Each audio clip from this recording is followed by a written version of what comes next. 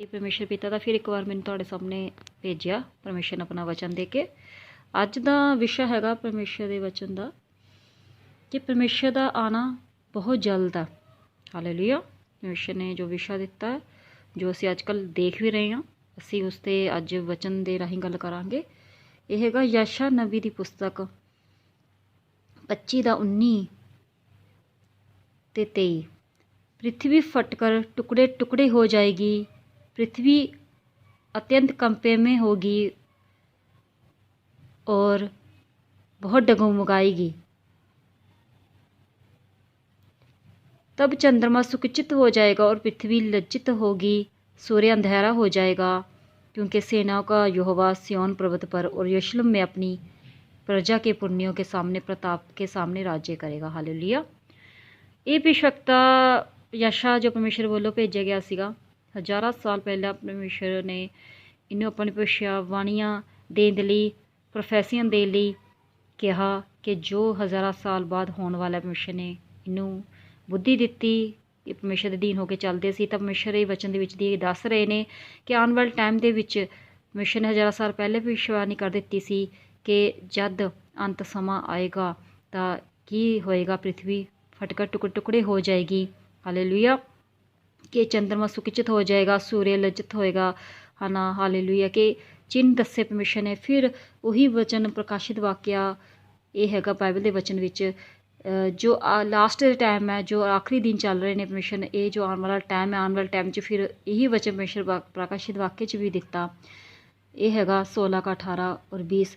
फिर बिजलियाँ चमकी और गर्जन हुए और एक ऐसा बड़ा भूकंप आया कि जब से मनुष्य की उत्पत्ति पृथ्वी पर हुई तब से ऐसा भूकंप कभी ना आया। हालेलुया। और हर एक टापू अपनी जगह से टल गया और पहाड़ों का पता ना चला। हालेलुया। इन तीनों महामारियाँ अर्थात आग और धुएं और गंधक जो उसमें निकलते थे, मनुष्यों की 1/3 मर गई। ये परमेश्वर ने फिर प्रकाशित वाक्य च सेम वही गल जो हुण आने वाले टाइम होने वाली है, परमेश्वर ने वही गल कही कि बिजलियाँ चमकेंगी। हालेलुया। गर्जन होणगे, बड़े भूकंप आएंगे। हालेलुया। कि यह जा होएगा कि जो जद तो परमेश्वर ने मनुष्य की उत्पत्ति इस धरती से की, उस तो पहला यह जा भूकंप कदी ना होया। हालेलुया। असी जब अजकल के टाइम देखते हाँ कि भूकंप भी बहुत आए ने, न्यूज़ चैनल से देखा। हालेलुया। धरती फटती भी नज़र आई है, ये भूकंप दी निशानियां परमेश्वर ने दिखाइया। हालेलुया। और फिर प्रभु ने यह भी कहा बिजलियाँ चमकेंगी। हुण ही हजे फिलहाल असी न्यूज़ देखिए कि बिजली इन्नी जोरदार किसी के घरों के उत्ते, किसी के खेतों के उत्ते, हर एक जगह के उत्ते पई है जिथे बहुत नुकसान होया। परमेश्वर ने वह भी सानू निशानी दसी आ, है ना। हालेलुया।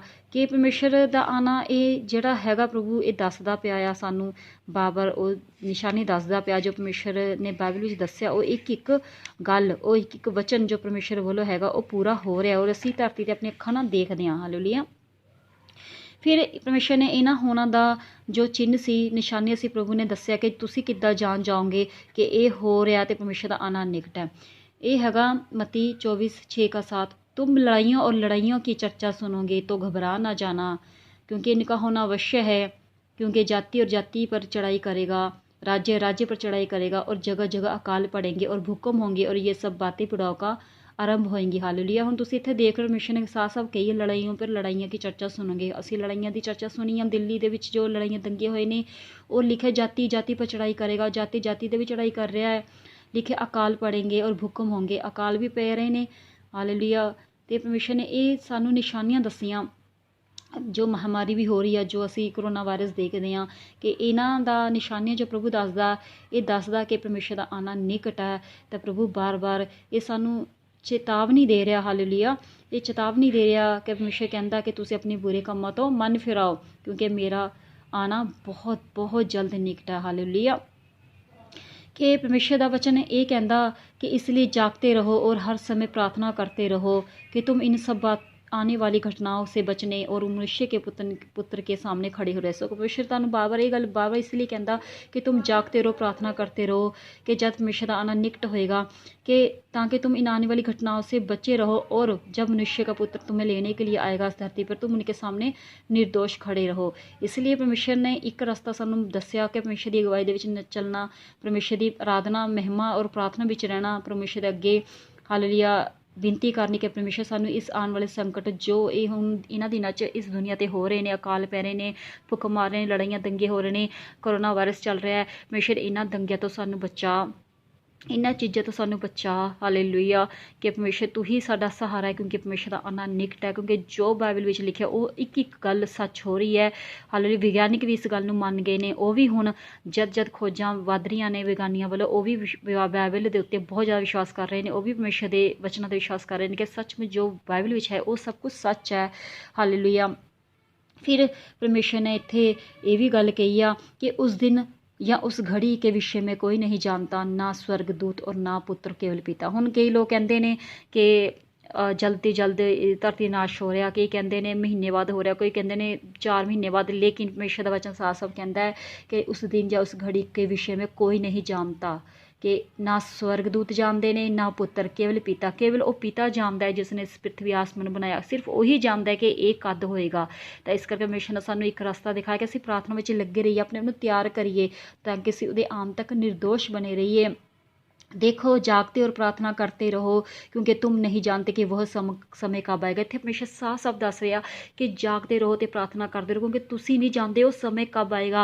लोग बहुत कुछ कहणगे, बहुत गल्लां करनगे, लेकिन असी परमेश्वर अगे बहना, परमेश्वर नूं कहना प्रभु वो तू ही जानदा समा कद आएगा, असी नहीं जानते। लेकिन वो चीज़ां वो गल्लां निशानियां हो रही ने जो परमेश्वर ने इस बाइबल दे विच कहा लिखा, जैसे परमेश्वर ने निशानियां दसियां कि महामारियां होणगियां, महामारियां हो रही ने करोना वायरस के जरिए किन्ने लोगों की मौत हो चुकी है। गंधक और अग जो धरती ते दिखाई जा रही है। असी आस्ट्रेलिया विच अजे हुणी नवें साल नूं देखिया कि जो अग दा उत्थे जलाल आया, जो अग लगी उत्थे आस्ट्रेलिया दे विच, वो परमेश्वर कहंदा मैं वो निशानियां दा धरती दिखावांगा आसमान तो, कि वो इन्नी भयानक अग सीगी। हालेलुया कि फिर परमेश्वर दा वचन सच होया कि वो परमेश्वर वालों निशानियां हैं। फिर प्रभु सुनामियां भी दिखाइयां कि समुद्र दे विच सुनामियां अमेरिका दे विच पिछले तो पिछले साल आईयां। वो सब असीं जानदे सी, न्यूज़ ते न्यूज़ सुन रहे, वो सब बाइबल च पहले ही लिखा होया है।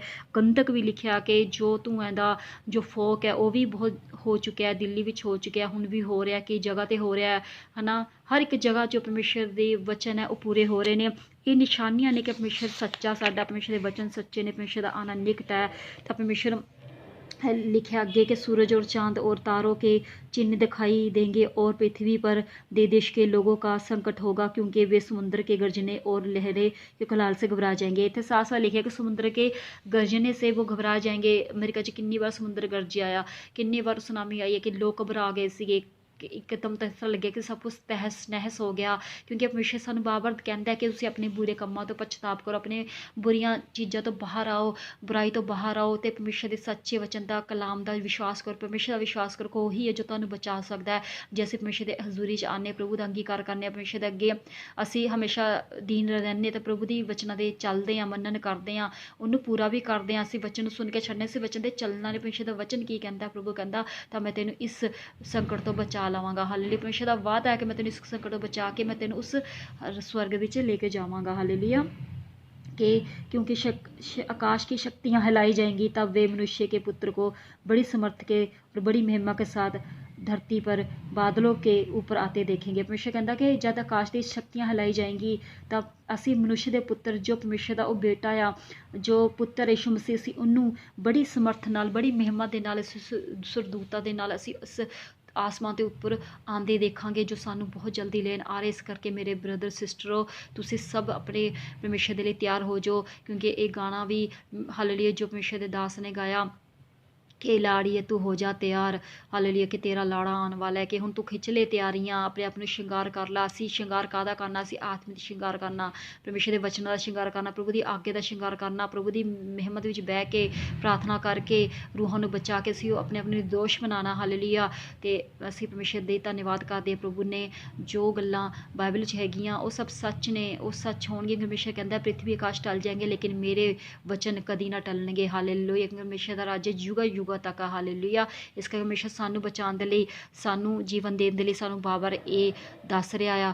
ਹਾਲੇਲੂਇਆ। ਵਚਨ ਦੇ ਰਾਹੀਂ ਮੈਂ ਧੰਨਵਾਦ ਕਰਦੀ ਹਾਂ। ਅਤੇ ਤੁਹਾਡੇ ਸਾਰੇ ਲਈ ਇੱਕ ਖੁਸ਼ਖਬਰੀ ਹੈ ਕਿ ਜੋ ਕਰੋਨਾ ਵਾਇਰਸ ਵੱਧ ਰਿਹਾ ਸੀਗਾ ਅਤੇ ਪਰਮੇਸ਼ਰ ਦੇ ਦਾਸਾਂ ਰਾਹੀਂ ਪ੍ਰੋਫੈਸੀ ਹੋ ਚੁੱਕੀ ਹੈ, ਬਹੁਤ ਜਲਦੀ ਕਰੋਨਾ ਵਾਇਰਸ ਖਤਮ ਹੋਏਗਾ ਔਰ ਹੋਣ ਜਾ ਰਿਹਾ। ਅਸੀਂ ਪ੍ਰੇਅਰ ਕਰਦੇ ਹਾਂ ਪਰਮੇਸ਼ਰ ਦੇ ਲੋਕ, ਅਸੀਂ ਸਭ ਹਾਲੇਲੂਇਆ ਜੋ ਇਹਨਾਂ ਦਿਨਾਂ 'ਚ ਰੋਜ਼ਿਆਂ ਵਿੱਚ ਨੇ, ਵਰਤ ਵਿੱਚ ਨੇ, ਉਹ ਸਭ ਰੱਖ ਕੇ ਅਸੀਂ ਪ੍ਰਾਰਥਨਾ ਕਰਦੇ ਨੇ ਕਿ ਕਰੋਨਾ ਵਾਇਰਸ ਘੱਟ ਹੋਵੇ, ਕਿਉਂਕਿ ਹਾਲੇਲੂਇਆ ਪਰਮੇਸ਼ਰ ਦੇ ਜੋ ਕਲਾਮ 'ਚ ਹੈ, ਜੋ ਵਚਨ ਉਹ ਸੱਚ ਨੇ, ਉਹ ਪੂਰੇ ਹੋਣਗੇ। ਲੇਕਿਨ ਅਸੀਂ ਪ੍ਰਾਰਥਨਾ ਕਰ ਸਕਦੇ ਪਰਮੇਸ਼ਰ ਕਿ ਅਸੀਂ ਬਚੀਏ, ਸਾਡੇ ਘਰਾਣੇ ਬਚਾਏ ਜਾਣ। ਤਾਂ ਪਰਮੇਸ਼ਰ ਦਾ ਦਇਆ ਦਾ ਸਾਗਰ, ਇਸ ਕਰਕੇ ਅਸੀਂ ਸਭ ਇੱਕ ਦੂਜੇ ਲਈ ਪ੍ਰਾਰਥਨਾ ਕਰੀਏ ਅਤੇ ਪਰਮੇਸ਼ਰ ਦੀ ਮਹਿਮਾ ਕਰੀਏ ਤਾਂ ਪਰਮੇਸ਼ਰ ਦੀ ਦੀਨਗੀ ਦੀ ਚੱਲੀਏ।